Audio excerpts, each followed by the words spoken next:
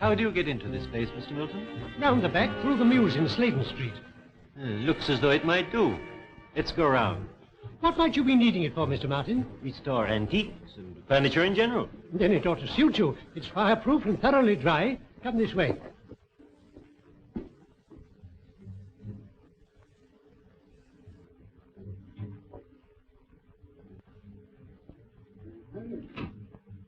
What's left of the booking office now?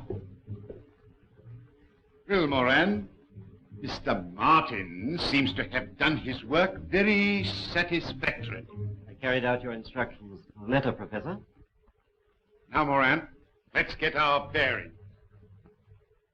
That wall, I take it, faces Peldon Street. Exactly. Originally the main entrance to the station. And the lift shaft? Here, on this side.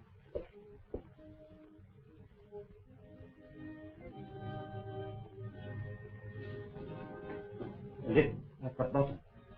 80 feet below. Quite a drop. Eh, Moran? The power was cut off, of course, when they closed the station. I think we are.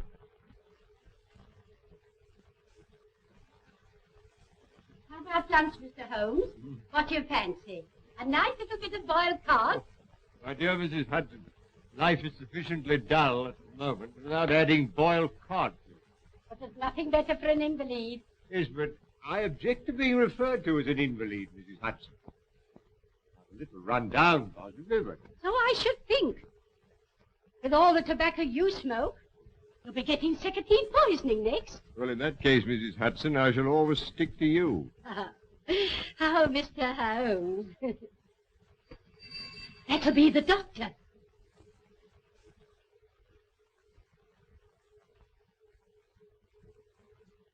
Dr. Watson. Oh. Wait a minute, fellow. You caught cold? No, it's this infernal atmosphere. Oh, I suppose it is pretty thick. Thick? My dear Holmes, it's intolerable. You could cut it with a knife. What if I open the window? You walked here, I perceive. Yes. And on the left-hand side of the street. Yes, that's right. But how in the world did you know? Oh, my dear fellow, it's simplicity itself. You've got a little reddish soil adhering to your shoe. They're pulling up the flagstones in front of the Wigmore Street post office, and as the pavement is covered with that reddish soil, it's difficult to avoid treading in it. The post office is on the left-hand side of the street. Oh, of course, when you put it like that, it does sound simple. Yeah. It's elementary, my dear Watson, elementary. By the way, Holmes, I hope you've decided to take that holiday I prescribed for you. Well, up to 9 o'clock this morning, I was distinctly averse to the idea. But I've received a letter from an old friend of ours which inclines me to change my mind. I'm delighted to hear it. Who's it from? My dear fellow, I'll read it to you.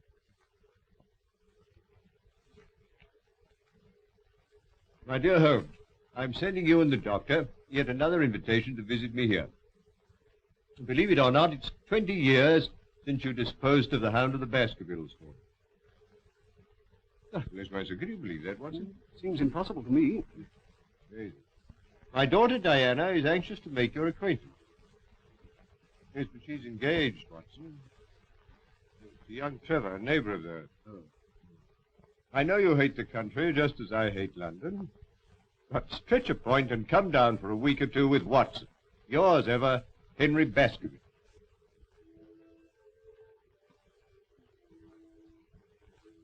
Father's asked Sherlock Holmes to come here for a few days.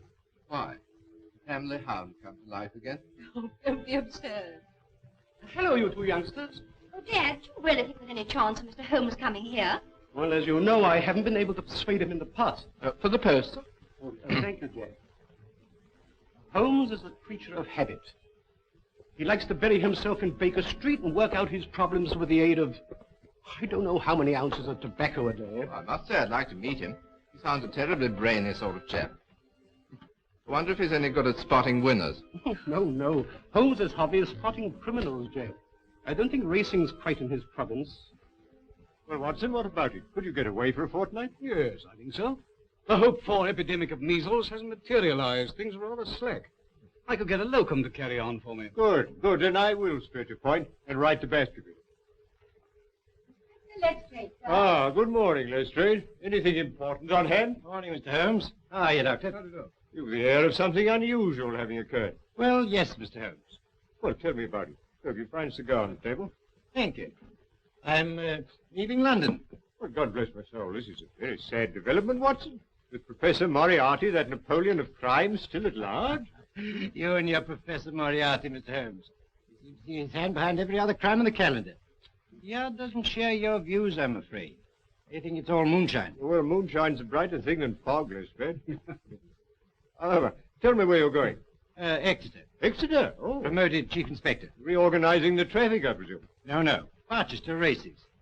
Half the West Country turn up.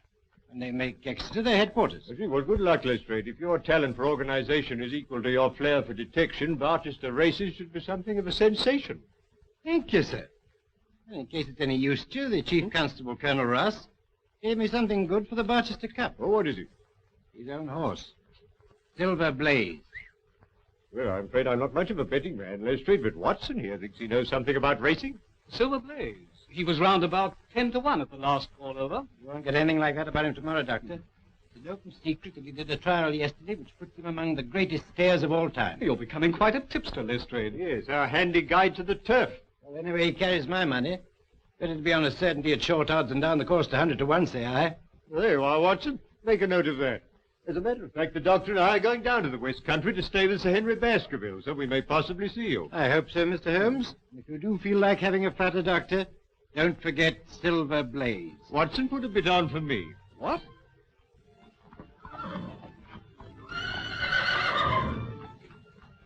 Looks fit enough, Colonel. Best horse I ever owned. Hey, Straker? You all right, sir? It'll take a good one to beat him. You fancy Lord Manston's horse, don't you? Desborough, yes, I have got a bit on him. We'll see how they stand at the betting tomorrow. There's a call over today at the Victoria Club. We'll probably hear all about it tonight. Oh, before I go, could I have a word with you alone, Colonel? Certainly. What is it? Well, I want to ask you a favor. I hope you won't mind. Could you lend me... Well, I really want £500. Monkey. That's pretty cool, isn't I'm it? in a devil of a hole, or I wouldn't ask for it. Yeah, but why come to me? Why not Sir Henry Baskerville? Well, it's to do with racing debts, and Sir Henry's terribly down on racing. Well, have you tried your bank? You've got security. Mortgaged up to the hilt. Oh, what about one of those financial firms? No, that's no good. I've been dealing with old Bingham. He won't spring another fiver. What, Albert Bingham, the moneylender? Oh, I'm sorry. There's nothing doing. Well, thanks all the same.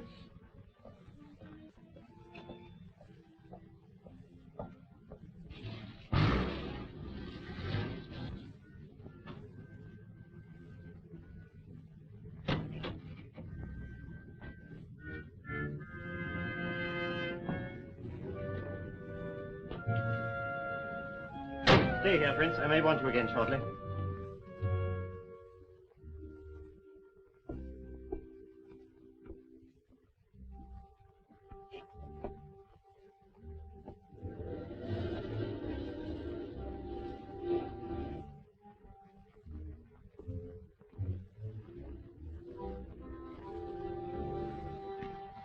Those instructions, Barton. Sure. I'm expecting a visitor in a few minutes. You'd better stand by with Prince till he goes. Very good, Professor. Eh? Bring him in.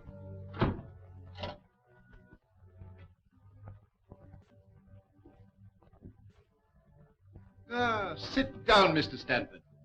I understand you wish to consult me. Yes, that's right.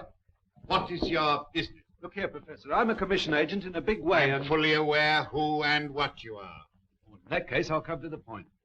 I've laid bets amounting to over £150,000 against Silver Blaze for the Barchester Cup, when his price was 100 to 6 against. You follow that?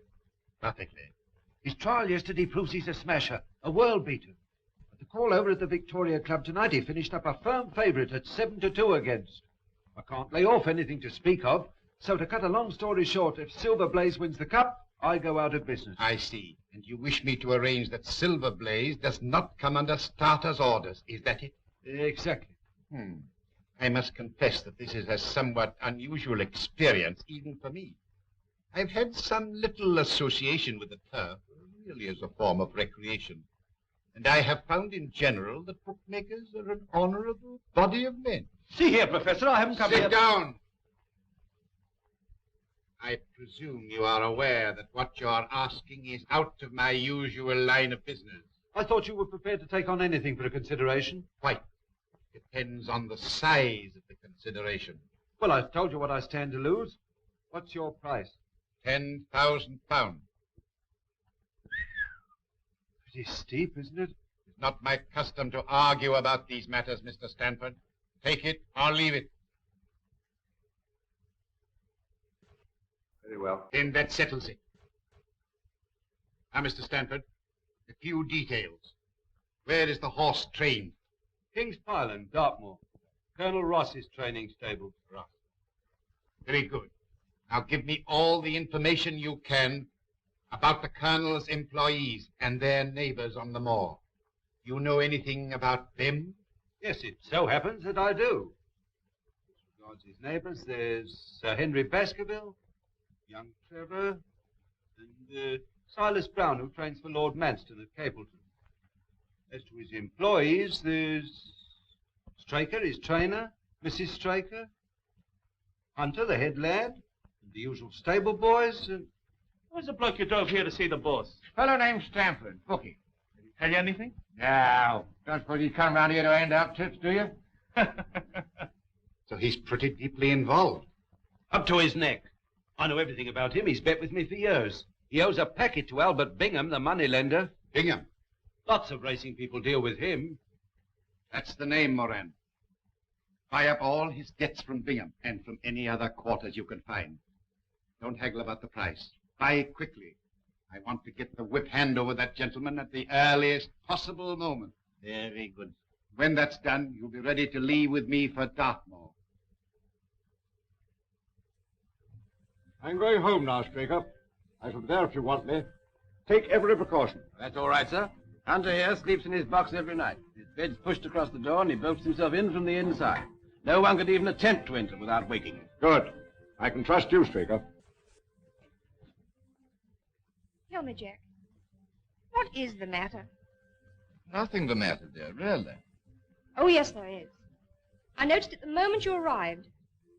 You're worried about something, aren't you? Really, darling, it's nothing. Here's the car.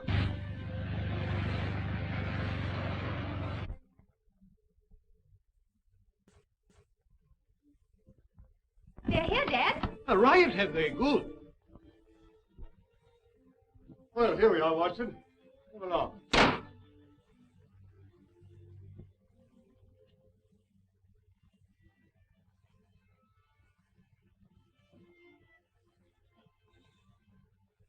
Dear Holmes, delighted to see you. We're delighted to come. And you too, Doctor. Oh, that's very kind of you. Dad, looking at you both, I can't believe it's 20 years. Oh, you flatter us. Now, come along. I want you to meet my daughter. Oh, thank you. Delighted. Diana, this is Mr. Holmes, Dr. Watson, Mr. Trevor. Now, how about a whiskey and soda after your journey? Oh, thank you. I'm sure that's what Dr. Watson would prescribe. Well, if I did, you'd automatically refuse to take it. He grows more obstinate with the years, Baskerville. That's the way with most of us. Well, make yourselves comfortable. Oh, thank you. Well, now, Baskerville, tell me something about yourselves. Oh, no, Holmes. That won't do. You've got to do that. Carl's been promising us all a treat, Mr. Holmes. We shall see you in action. Yes, with Sir Henry as the victim. I mean that we should see Mr. Holmes do his stuff. His stuff? This is a modern expression, Watson, signifying to display one's talents. That's right. I want Mr. Holmes to tell us what Father's been doing for the last 20 years, just by looking at him. You evidently have great faith in my abilities, Miss Baskerville. But I'm afraid there's very little data.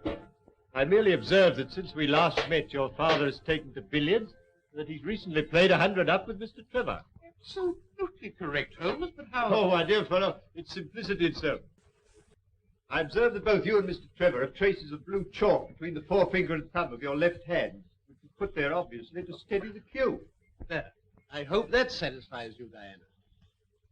Well, I expect you'd like to see your room. I'll show you, Mr. Holmes. You'll stay and dine, Jack? Thanks. If you'll take me as I am and don't mind my rushing off immediately afterwards, I've got to ride over the moor to King's Pyland. I'm trying to get Straker to persuade Colonel Ross to buy one of my ponies. That's all right, my boy. Come along.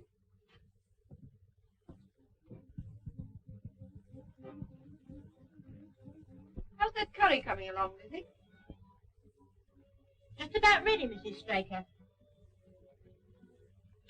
Put some aside for Hunter when you've dished up.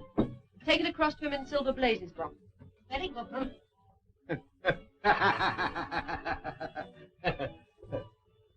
Everything all right, Hunter? Yes, thank you, sir.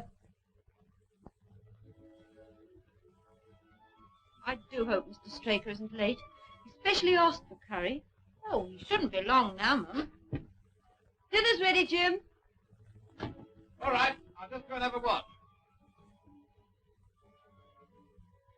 Lizzie, don't forget Hunter's supper. Oh, no, Mum, I'm keeping it hot for him. All right, then you can bring ours in now. Very good, Mum.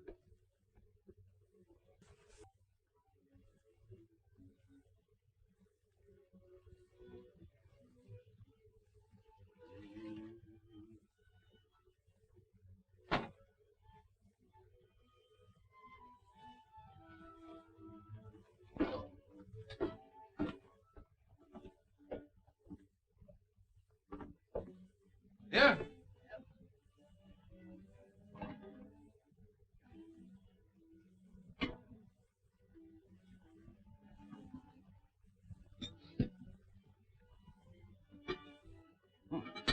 That was good. All right? Yes, but you only just came in time. Well, I've had a lot to attend to. Is the Colonel coming over again before the race? He didn't say so. I'm quite satisfied when you've laid the time. Who are you sending in the horse box at Silver Blaze? The Hunter, of course. And Simpson will probably follow along with it. What's the betting on Silver Blaze now? 7-2, I think it was, the last call over. Here's your supper, Ted. Thanks. Night, Ted. Bye-bye, Liz.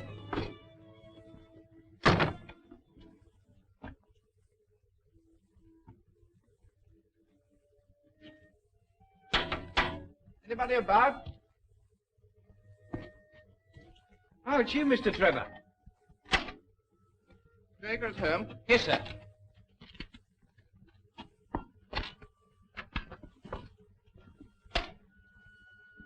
Look out for the mare for me, will you, Simpson? Very good, sir.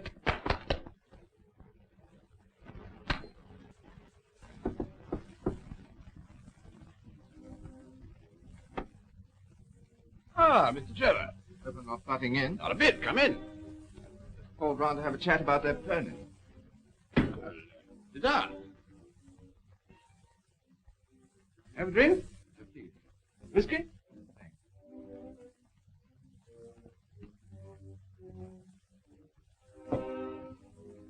Whose horse is that, Simpson? Mr. Trevor's, Ma'am. Haven't you seen him? He wanted the governor. Oh. I suppose he came while I was in the kitchen. Well, that's really all I came about. I want the Colonel to have the first refusal. I might tell him the price I've quoted and let me know what he says. Very good, Mr. Trevor. Oh, well, never mind.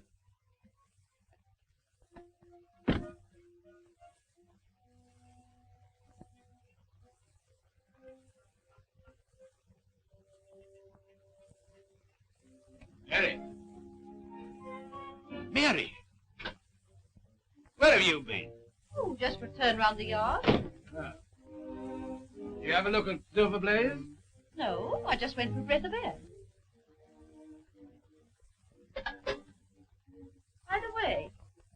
Blaze doing another trial tomorrow? Yes. But the last before the race. Oh, well, I'm for an early night. Doesn't seem to be much to stay up for.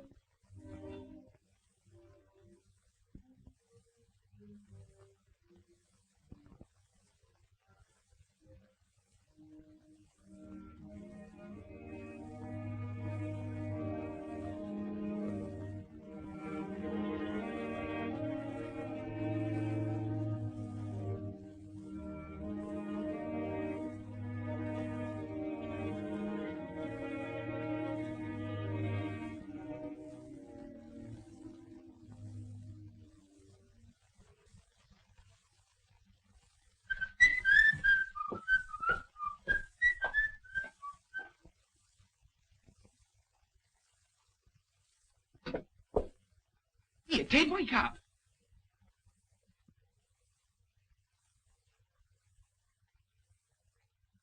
Who's that?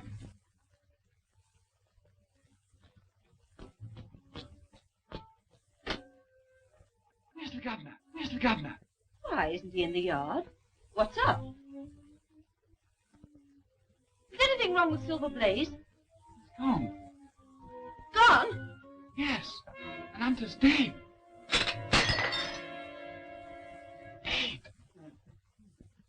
You must have a look round this morning, Holmes. Oh, thank you. I'd like to. There are a few improvements since you were here last. Yes.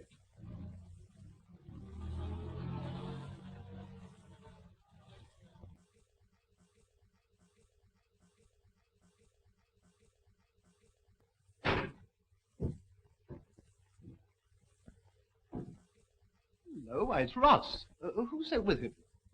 Well, unless I'm much mistaken, that's my old friend Lestrade. Recently a member of the London police force, now transferred to Exeter.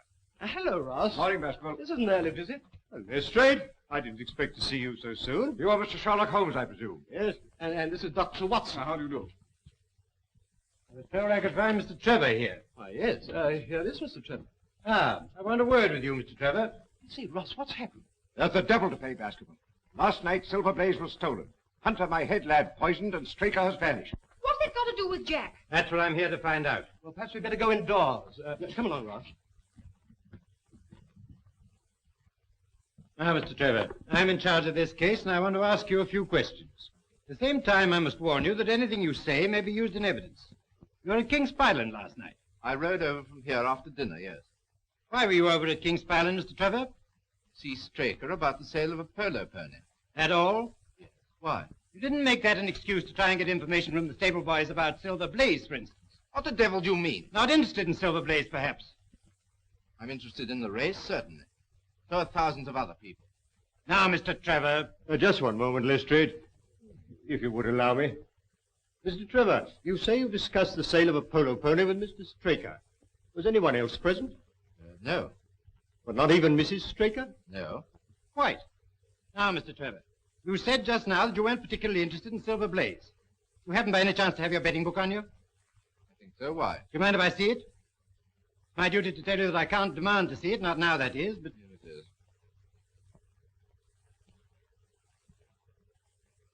it is. I see you backed Desborough, the second favourite to the Barchester Cup, to win you £5,000, Mr. Trevor. 5,000? But, Jack, you told me you only had a few pounds on it. I'm sorry, dear. I had my own reasons. Before you go any further, Lestrade, may I ask if it's your intention to apply for a warrant against Mr. Trevor? Not at the moment, Mr. Holmes. It's my duty to warn him. I'm in your hands, Inspector. I won't run away. As a justice of the peace, I will be answerable for Mr. Trevor. You better stay here, Jack, while the investigation's going on. Well, thank you, Sir Henry. Very well. Now, Mr. Holmes, I may as well be frank with you.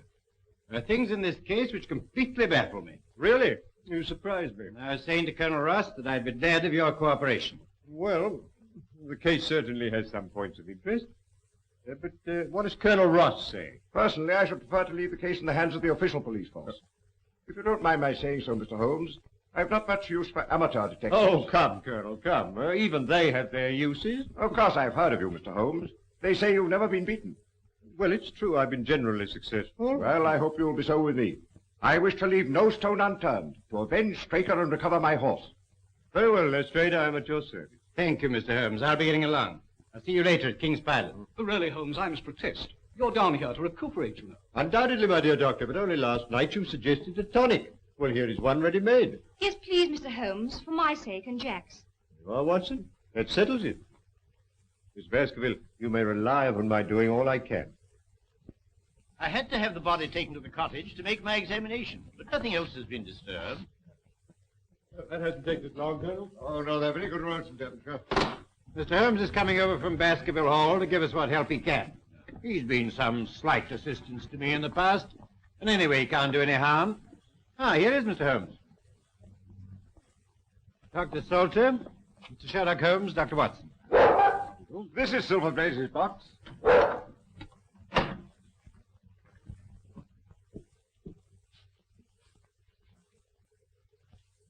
What, in your opinion, was the cause of death, Doctor? An overdose of powdered opium. In that case, he would have died in his sleep. That is so.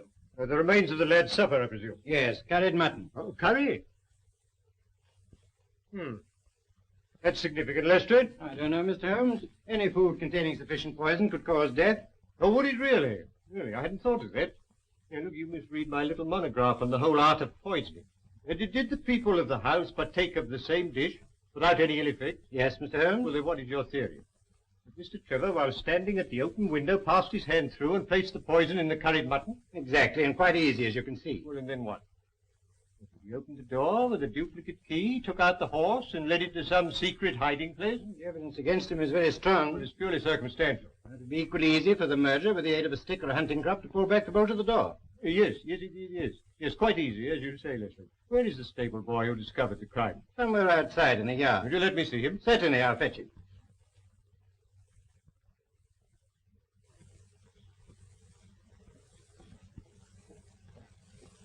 Your name, Simpson? Yes, sir. Opium, a distinct taste, is it not, Doctor? Yes, not unpleasant, but quite distinct. Oh, quite. I thought so.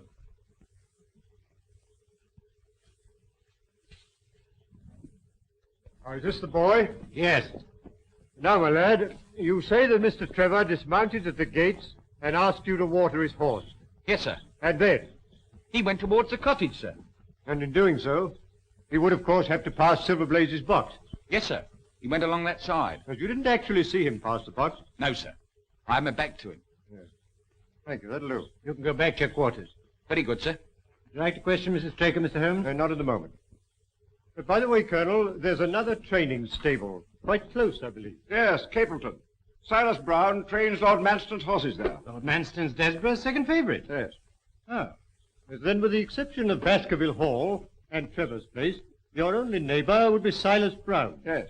I phoned Brown at once on the discovery of the crime. He knows nothing. Oh. Oh, and there's nothing to connect Mr. Trevor with the Capleton stable. Nothing. By the way, Colonel, have you an old shoe of Silver Blaze? Yes, here.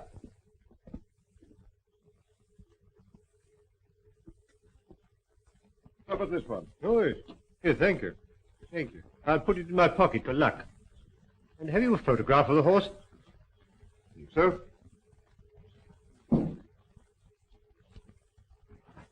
This too? Perfect. Thank you. Do you mind? Not at all. Now, Watson, let us transfer our activities to the moor.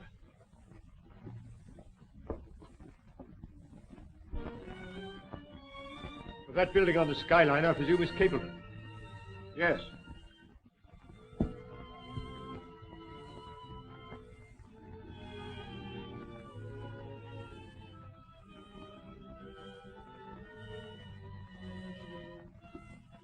Look, there's an imprint of a hoof here.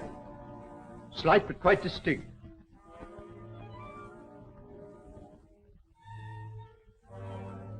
An exact fit. And here a footmark.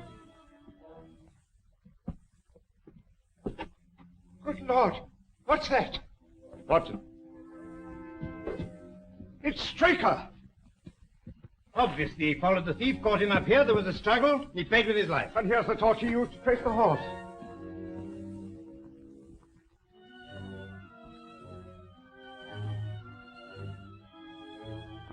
This is a very singular knife.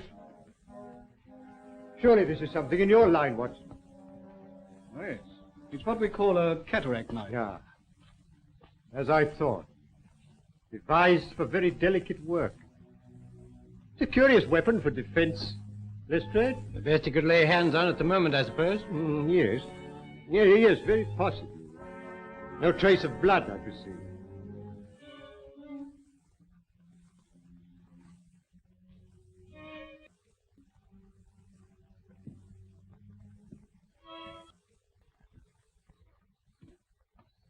Why, that's Straker's coat.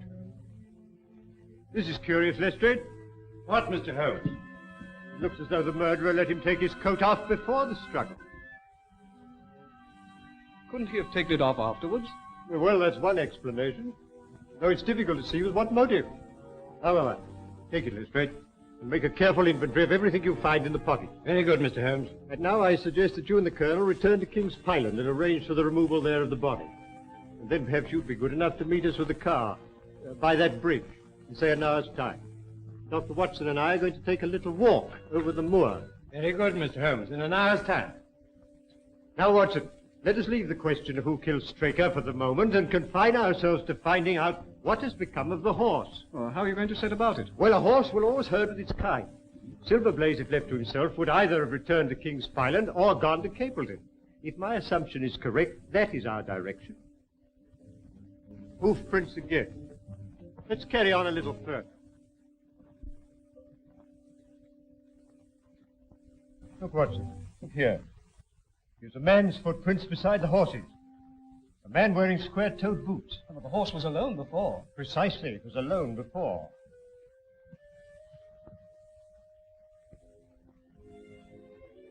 Here we are. Here's the same footprints. This time they're coming from Capleton. Yes, let's follow the trail. Looks in the pink, doesn't it? Yes, ready for anything. Aren't you desperate? Let's see. What is in the betting today? 5-1, second favourite.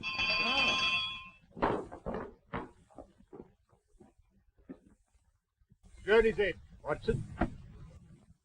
We don't want any lifeless here. I only want to ask a question. Am I too early to see Mr. Silas Brown? Well, I don't know, sir. He was up rather late last night. What is, Dawson? No gossiping. Get on with your job. Very good, sir. And what the devil do you want here? 5 minutes' talk with you, my good sir. I've no time for talking. And we don't want no strangers here. This is a matter of vital importance. It's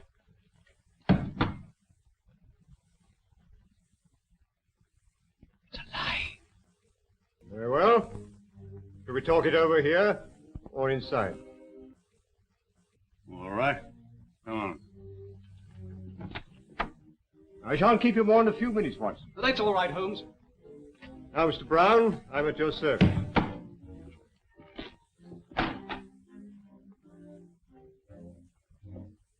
Well, I'm glad you realize that it's no use trying to bluff me.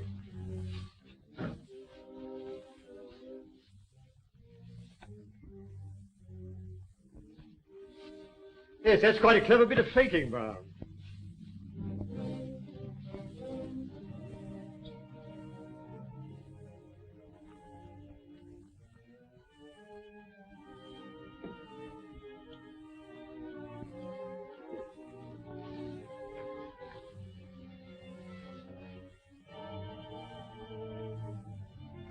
So don't give me away. I'll return the horse. Very well, but providing you do as I tell you.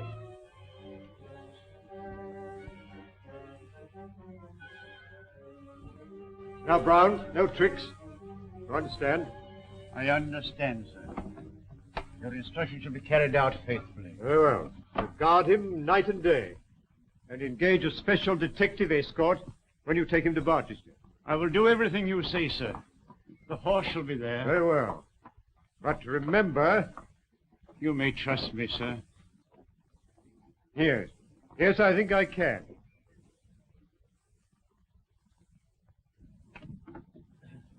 I'm sorry to keep you, Watson. Oh, that's all right. Well, a more perfect compound of the bully and coward than Silas Brown I've seldom met with. The horse is there, then? Yes. Of course, he tried to bluff it out.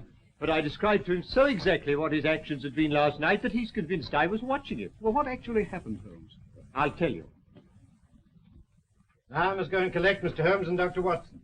I must say I haven't much hope of their having found the horse. I'll be here when you come back.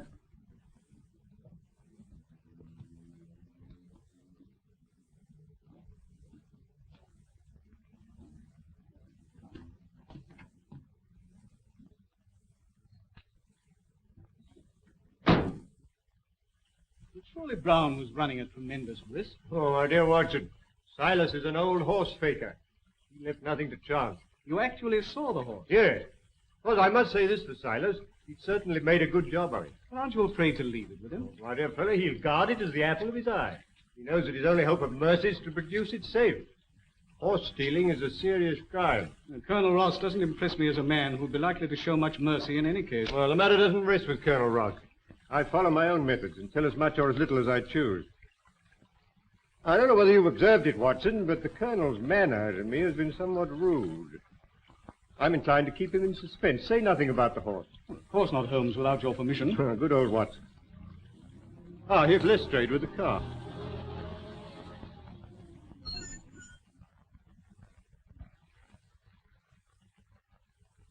Well, Mr. Holmes, seen anything? Yes, we've seen some very interesting things, Lestrade. Boots. Boots? Yes, square-toed boots. Where now, Mr. Holmes? Baker's cottage, please. I hope Mr. Holmes won't be long. I want to phone the story through in time for the 6 o'clock edition. Ah, Mr. Holmes, I represent the Western Mail. I understand you're taking up this case. No, certainly not. I'm just Holmes the busybody, retained by the police to supply their deficiencies. Oh, Inspector, there are several points upon which I should like to ask your advice. I must consider whether I don't owe it to the public to scratch the horse immediately. Certainly not. I should let the name stand. My business with Mr. Holmes now is private, if you don't mind. Right you are. I've got something to go on with anyhow. Good day, everybody. I'm very glad to have had your opinion, sir. Well, Doctor, have you made your examination? Yes. Straker was killed by a savage blow from some blunt, heavy instrument delivered with enormous force. Lestrade, let me see his coat. Will you have it there? Yes, here it is. Thank you. I presume you made the inventory I asked for. Trust me, Mr. Holmes.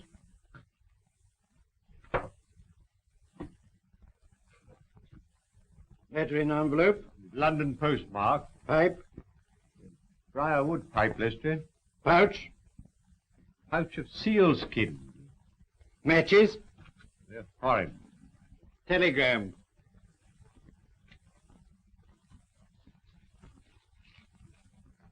Handed in at Coombe Tracy. Let's see what the letter says first. Bingham & Co. Financiers.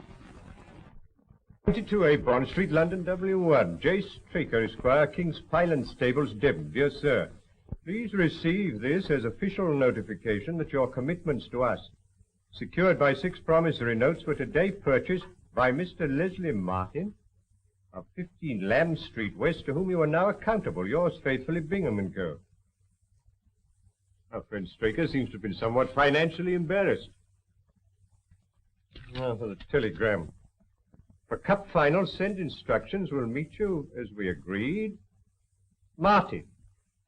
I think Mrs. Straker might be able to help us here. She's in her room. I'll fetch her. Thank you, Doctor. I don't think she'll be much assistance, Mr. Holmes.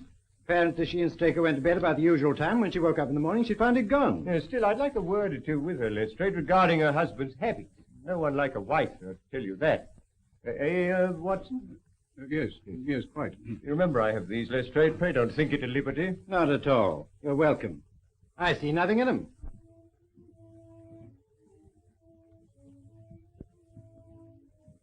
Oh, Mr. Lestrade, have you discovered anything? No, Mrs. Straker. Mr. Holmes has come over to help us. We shall do all that's possible. I won't detain you a moment, Mrs. Straker. I realize what you're going through. I just want to ask you this. Are you by any chance a light sleeper? Yes, Mr. Holmes. As it happens, I am. I noticed a dog in the yard. Does he sleep out there at night?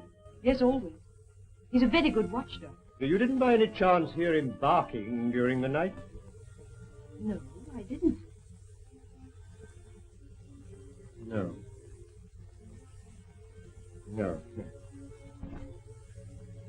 Just one other thing. Was your husband interested in football? Oh, no. Racing was the only thing that interested him. And there's just one further question, Mrs. Straker. You had curry for supper last night. Did you mention that to anyone outside the house? Why, no. No, thank you, Mrs. Straker. I don't think I need intrude upon your time and patience any longer. Thank you, Mr. Holmes. Colonel, you have a few sheep in the paddock. Have you had anything wrong with them of late? No, I don't think so. Oh, now you mention it. I believe that one of my stable lads did report that 3 of the sheep had gone lame. Ah. Why do you ask? Well, just a long shot, Colonel. A very long shot. Lestrade, let me recommend to your attention this singular epidemic among the sheep. You consider it important, Mr. Holmes? Oh, yes, yes, exceedingly so. Is there any other point to which you want to draw my attention? Well, to the curious incident of the dog in the night time. The dog was perfectly quiet in the night? No, that was the curious incident. Oh.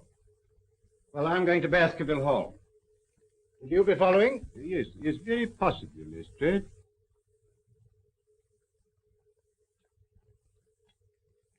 Hello. Hello. Hello. Could you please give me Coombe Tracy Post Office? Yes. Yes, I'll hold on. Coombe Tracy is a small village, is it not? Yes, just a hamlet. Then the postmaster would likely to remember any strangers who came into his shop. I should think so. Hello. Hello, is that the postmaster, Coombe Tracy? Look, I'm speaking for Mr. Straker of King's Pyland. He received a telegram yesterday signed Martin, dispatched from your office. If he cannot recall anybody of that name, could you kindly describe the sender to me? Yes.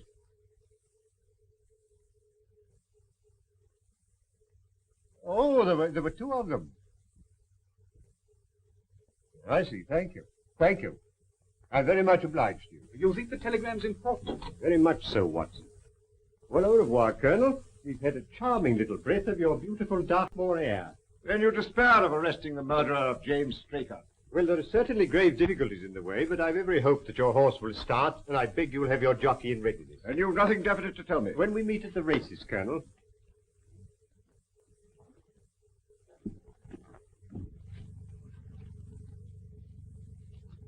What do you make of it all, Holmes? It's innocent looking enough at first sight, Watson. But the fact that Straker was not interested in football persuaded me that this is not to be taken at its face value.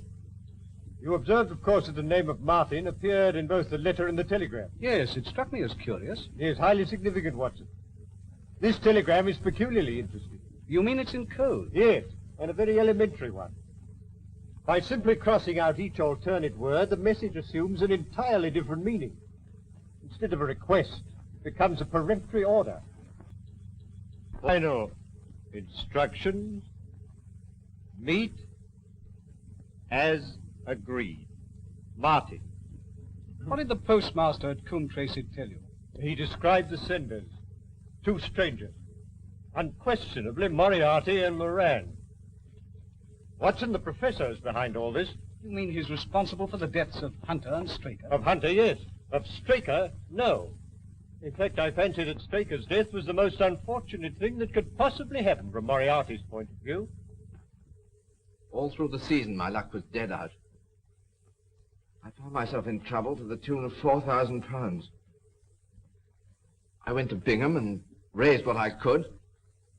And as a last plunge, I've backed Desborough to win me 5,000. Make or break. Well, why didn't you come to me, my boy? Well, you're not a betting man, Sir Henry, and I was afraid you wouldn't understand. That's why I kept it dark, even from Diana. And now that loathsome inspector. Oh, come now, it's no use calling him names. In view of these bets, he'd every reason to be suspicious. I don't care. He's a thoroughly nasty person. I disliked him from the first moment I met him. Inspector Lestrade. Any news, Inspector? Yes, very grave news, Sir Henry. We found Straker's body. Body? Do you mean he's... Murdered. On the moor about a mile from King's Pyland. Sherlock Holmes takes up the case. Sherlock Holmes, Moran. Once again, that man is crossing my path. What's this news mean, Professor? What's gone wrong? What does this man Holmes know? I tell you, if Silver Blaze goes to the post and he's fit... There is a big difference, Mr. Stanford, between a horse going to the post and winning the race. You've had my assurance. I am not in the habit of failing my clients. Moran, tell Barton to take Mr. Stanford home, then come straight back. Yes, sir.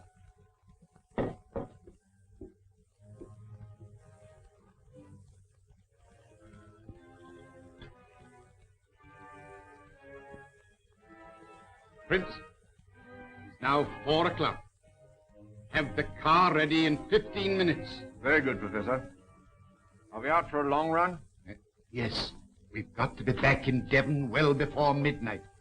And Prince,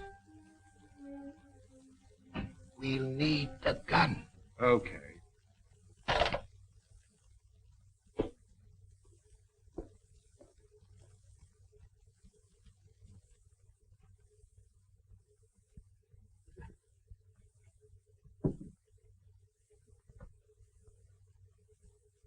What have you got there, Prince? Oh, you haven't seen this little gadget before, have you? No. You hadn't joined us when it was last used. Let's have a look. It's a magazine air gun, absolutely silent and immensely powerful.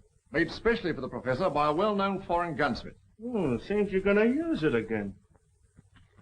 Oh, there you are, Barton. I want you to take Mr. Stanford home. Yes, we're in deeper waters than you think, Lestrade, but we must take the case one step at a time. Now, I've progressed so far, I'm glad to say, as completely to exonerate Mr. Trevor. You've got to convince me, Mr. Holmes. I've every hope of doing so. Now, you will agree that Hunter was murdered in order that the horse could be stolen. Exactly, we all know that. When I examined the remains of Hunter's supper, I remarked on the fact that it consisted of curry. Yes, but I still don't see. Well, perhaps I can help you to see. And one or two other things as well. That was the first link in my chain of reasoning.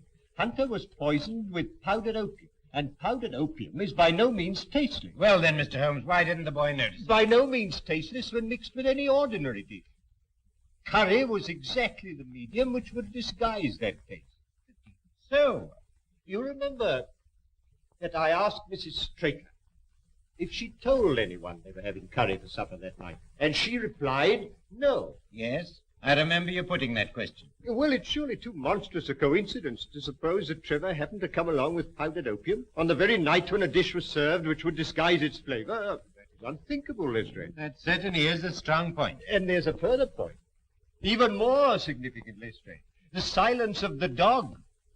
Though someone had been in the stable and fetched out the horse, the dog had not barked enough to arouse Mrs. Straker, who was a light sleeper. Obviously, the visitor was some member of the household. And then what do you make of it, Holmes? One thing for certain. Trevor becomes eliminated from the case.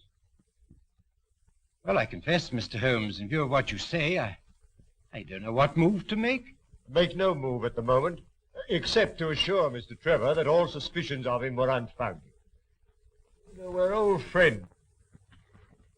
As wrongfully to arrest the future son-in-law of Sir Henry Baskerville. I appreciate that.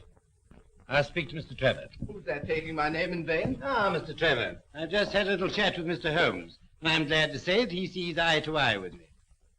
You quite understand that at the commencement of this case, it was my duty to follow up any clue, however slight. I don't mind telling you now that I never seriously suspected you. Well, he can't say fairer than that, can he? Well, I'm very glad you feel that way about it, Inspector. Yes, I still don't see how it helps us. Who did put the opium into the curry? Who did steal the horse and kill Hunter and Straker? My dear Lestrade, it's a capital mistake to theorize before you have all the evidence. It biases the judgment. Then you're not going to tell us anything, Mr. Holmes? Well, not at the moment, Miss Baskerville. There's one other link in the chain to be tested, and to do that, I'm afraid we must return to London tonight. Tonight? Yes, Dr. Watson and I are sorry to have to run away like this. Well, there's nothing before the midnight train from Exeter. Dinner will be ready in a few moments. You've heaps of time to dine here in comfort before you go. Well, thank you. I shall be delighted. I hope you'll stay and dine too, Inspector. Oh, thank you, sir.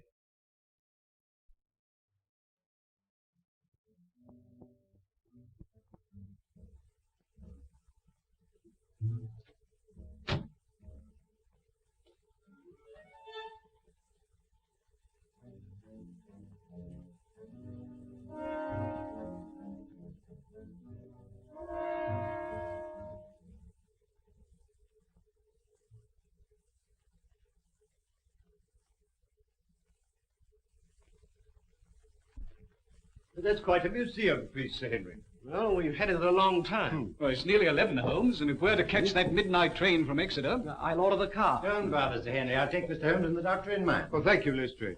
It's a pity you've got to leave us, Holmes, and I'm sorry you can't tell us any more. You're leaving 3 very puzzled people. Well, I hope to solve the puzzle for you all on Cup Day, in Colonel Ross's box.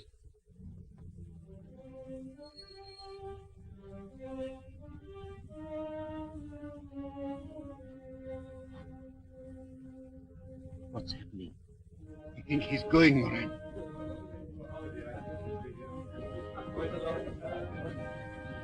Come to help. Au revoir, Holmes. Safe journey. Thank you so much. Goodbye.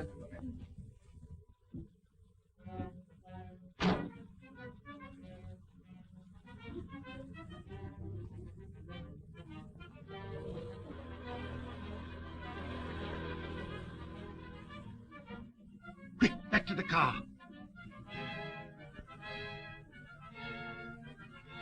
Follow that car. When you get clear of the house, overtake her.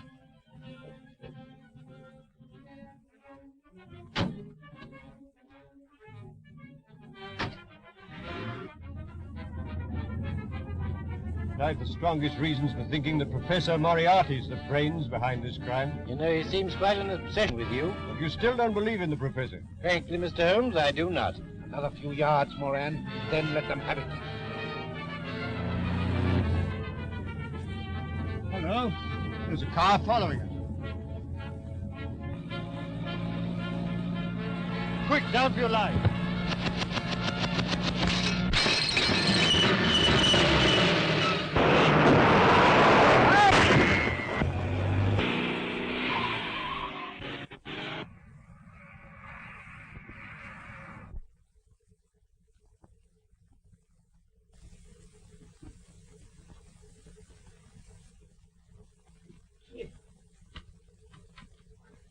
What, are you hurt, Watson?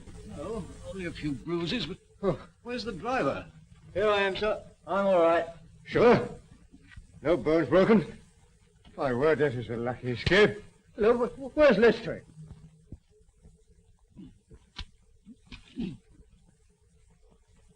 Watson, have you seen Lestrade? Lestrade!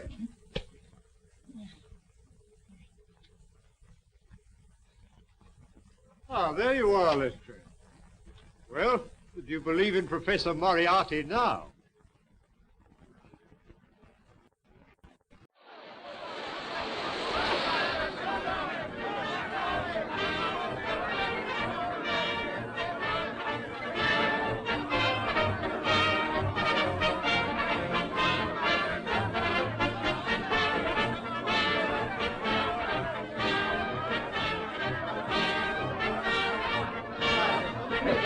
What price, silver blaze? 61. I'll take £60 to 10. Silver blaze, £60 to 10. Number 5 hits 9. You silver blade 5 to 1.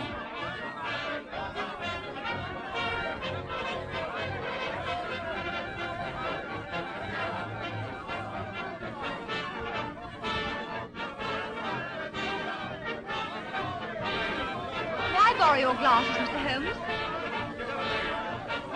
Thank you. You doing anything for the street, Dave? Well, they tell me sunstroke has a good chance. Oh, Mr. Holmes, you've assured me that my horse will go to the post. But we are still waiting to know who killed Straker and Hunter. I promised you should know everything today, Colonel, and you shall. Ah, Watson, you've been having a little flutter, I see. What? Well, if you want to conceal it, I suggest you find a deeper pocket for your betting ticket. It's all very well, Mr. Holmes, but we're waiting. Yes. Well, Colonel, in the first place, it will come as a shock to you to learn that Straker was a scoundrel, utterly unworthy of your confidence. Are you serious, Mr. Holmes? Yes. Acting under the orders of a master criminal who bought up his debts and so had it in his power to ruin him, he poisoned Hunter and then took Silver Blaze out on the moor in the dead of night. I can hardly believe it. Straker? But to what purpose? It was his intention to use that singular knife, you remember I found in his hand, to nick one of the tendons of the horse. With your wide experience of the turf, Colonel, you know it's possible to do that subcutaneously and leave no trace. The result would be a slight lameness, which would put down a rheumatism or a strain in exercise. You say it was his intention. You mean he didn't succeed? No. I examined the knife. There was no trace of blood. But why didn't he do all this in the stable? Why take him out on the moor? Well, for the best of reasons. When so spirited a creature felt the nick of the knife, he would certainly have roused the soundest of sleepers. But how did you arrive at all this, Mr. Holmes? I found several clues, the chief of which was the knife. You remember my asking you if you'd found anything wrong with your sheep? Yes, I remember. When you told me that some of them had suffered from lameness, that confirmed my theory. That Straker, before tackling the delicate operation on the horse, had been practicing on the sheep. Good heavens. But who interrupted the plot? Who killed James Straker? I'll waive that question for a few minutes, Colonel. Hello, the numbers are going up. What number is Silver Blaze? 9. 9. Four.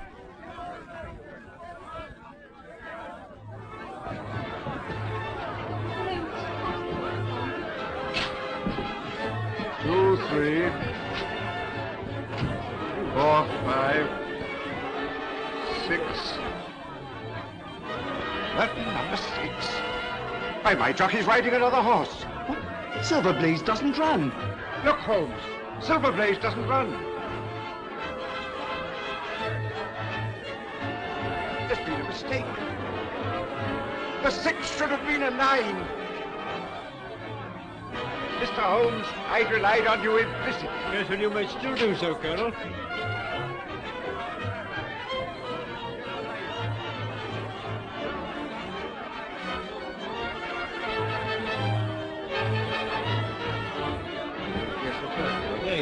That is, yes, brother.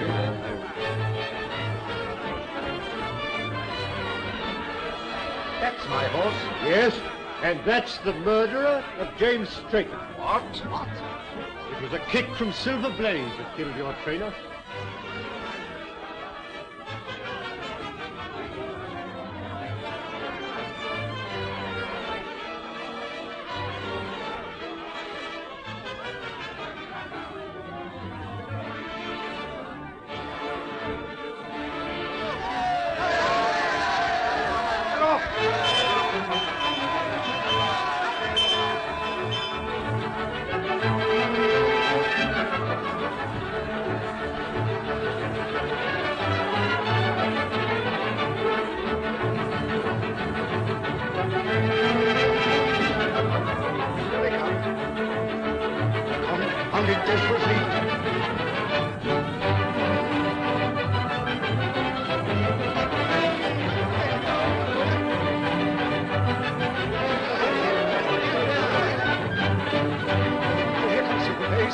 Come on, Silver Blaze! Come on, Silver Blaze! They're neck and neck!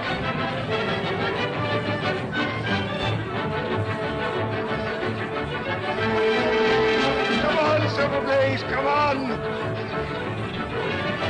It's my race! It's my race!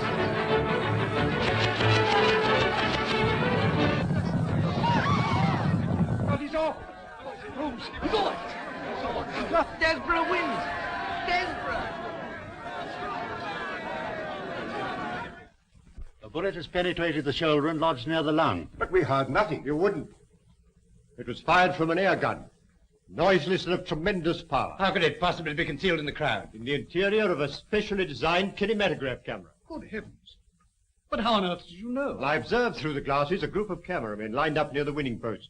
I fancied I knew one of them. Mr. Holmes, what does this all mean? It means, Colonel, that you've been cheated of your race by the most cunning and dangerous criminal in London. Is there nothing can be done? Lestrade, who's the most likely man to give me some information on the betting for the Cup? Difficult to say. Old Sam Silver's a member of the Victoria Club and a good friend of mine. Where can we find it? It's 100 to 1. It's in the Champagne Bar at this moment. I'll stay here with Merton if you don't mind. There's no question about it. Stanford had laid over £100,000 against Silver Blaze and got left with it. Point him out to me. There he is, Mr. Holmes, in the dark suit and the bowler. Thank you, Mr. Silver. Watson, I want you to take particular note of that man. Not a word, Sam. Trust me. Excuse me, Mr. Holmes. You can rely on me to look after this. Yes, but I think you need a little unofficial help. Just to supplement your usual happy mixture of cunning and audacity. Is there anything I can do? Yes, my dear Watson. A job that involves tenacity of purpose, of which, my dear fellow, you've given me so many proofs. Look, I want you to remain here and never lose sight of Stanford. Lestrade and I will drive straight back to Baskervilles. Yes. Lestrade, will you give instructions for your car to be at Dr. Watson's disposal? Certainly, Mr. Holmes. And you might tell your chauffeur to get into Mutton. As soon as Stanford leaves, follow him. When he arrives at his destination, send the car back to Baker Street. Then go to the nearest phone box and tell me where you are and wait for me. Is that clear? Perfect. Watson's a long time phoning. Patience, Lestrade, patience. Concentrate on the game.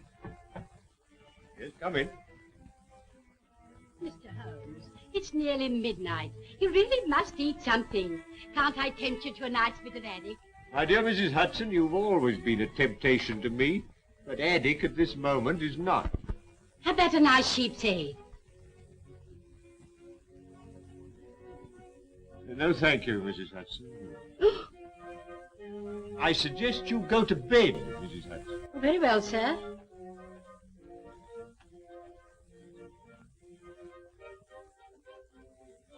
Still your move, Lestrade.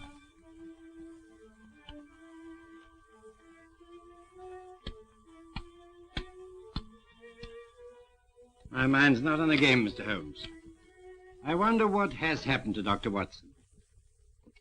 Well, now, let's see. It was 5 o'clock when we left the course, and it's now... Well, now it's nearly midnight.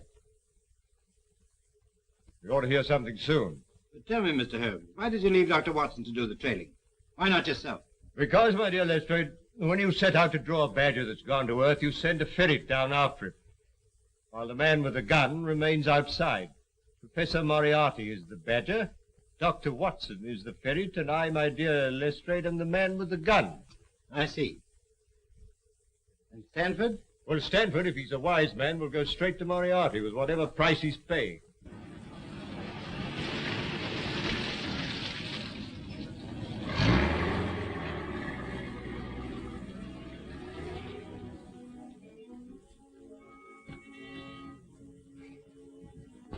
When you're finished with the professor, you'll be taken back to where we picked you up. You got the necessary on you, I suppose? Yes, of course. Okay.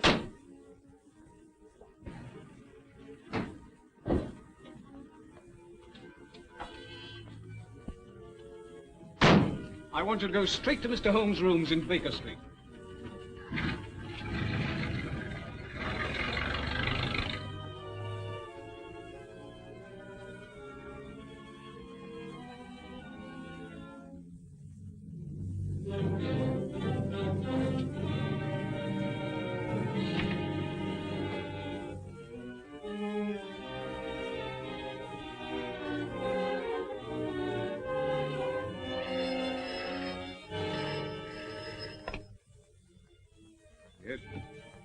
Is that you, Holmes?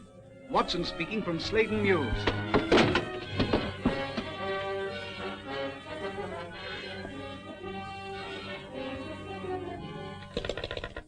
Watson! Quick, Lestrade, there's something wrong. They've got Watson. Inspector Lestrade's chauffeur, sir. Good. Drive us the way you dropped Dr. Watson. Right.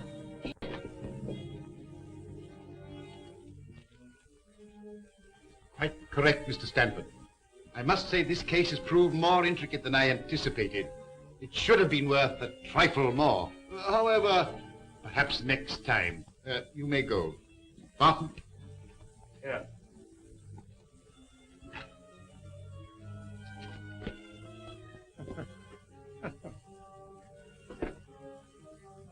Next to Mr. Holmes himself, I don't know anyone who'd be more welcome.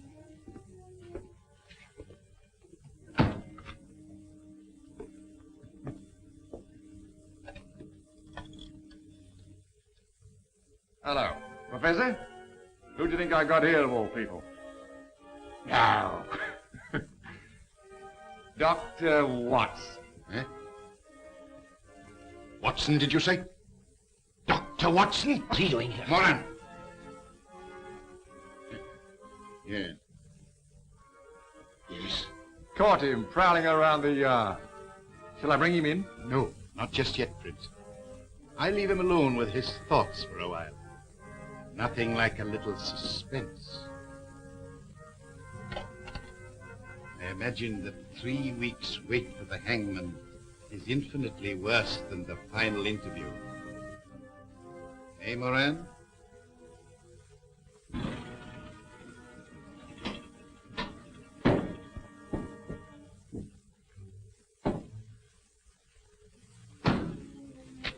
You wait here. Come, Lestrade. This is the Mews.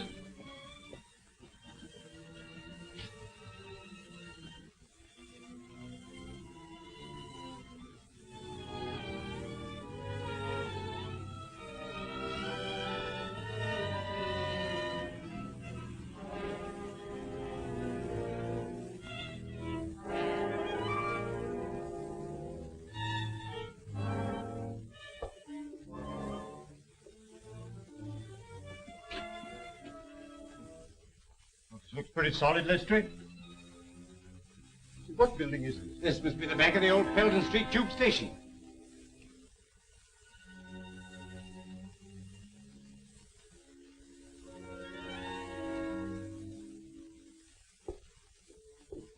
What are you going to do, Mr. Holmes? Drive straight to Scotland Yard. And then? The headquarters of the London Transport.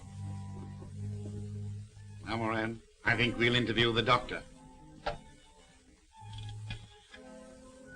Is that you, Prince? Bring in Dr. Watson. Right now.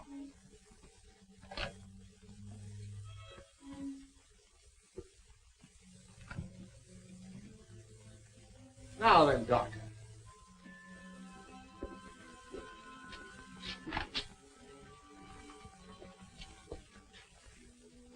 This should be most amusing, Moran. Ah, come in, Doctor. I've had the pleasure of several interviews with Mr. Holmes, but never before with his talented friend and colleague. Won't you sit down?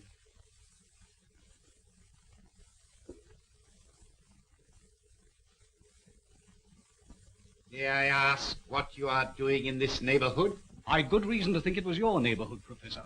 Really? As a matter of curiosity, may I ask you how you got here? By following Mr. Holmes' instructions. Ah, I see. Then I'm afraid it's going to prove rather unfortunate for you, Doctor. I have not taken these somewhat elaborate precautions to conceal my whereabouts in order to have you report on the subject to Mr. Holmes. You mean I'm going to have some difficulty in leaving? Oh, no, my dear Doctor. Oh, dear, no. There will be no difficulty about that. But you will leave by the way I shall indicate. I will explain to you, Doctor.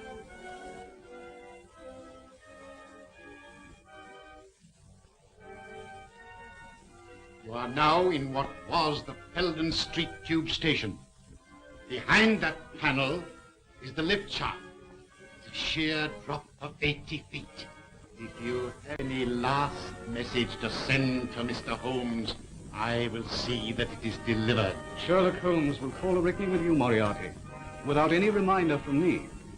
So that is your last word.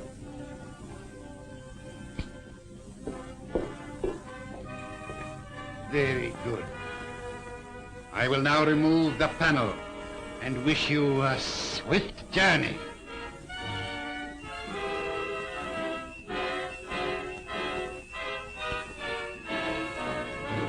Don't move, any of you. Huh? Except you, my dear Watson, who I'm sure will be more comfortable with us. You must excuse me for trespassing on your private property. I've had the lift put in order again. You clever... no compliments, please. I arrest you, Robert Moriarty. On what charge? For being concerned in the murder of the stable boy Edward Hunter. And for an attempt on the life of Mr. Sherlock Holmes, Dr. Watson, and... That'll do to go on with, Lestrade. When the Professor has answered to those charges, there will doubtless be a number of others to occupy his attention. Listen, Holmes. There's no prison can hold me. You know, I almost wish that were true, Professor. Life would be very dull without your activities. Watson, might I trouble you for a match? I think our quiet rest in the country has been a great success. Damn you, Holmes. Past you. Well, it's the most amazing case we've ever solved, Holmes. Elementary, my dear Watson. Elementary.